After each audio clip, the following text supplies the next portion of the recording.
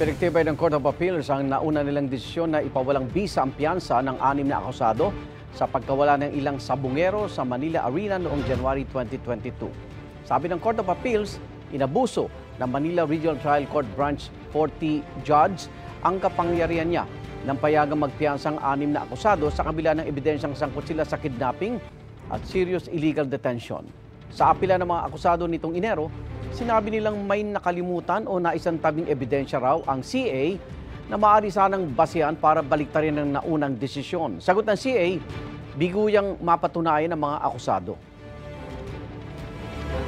Igan, mauna ka sa mga balita, mag-subscribe na sa GMA Integrated News sa YouTube para sa iba't ibang ulat sa ating bansa.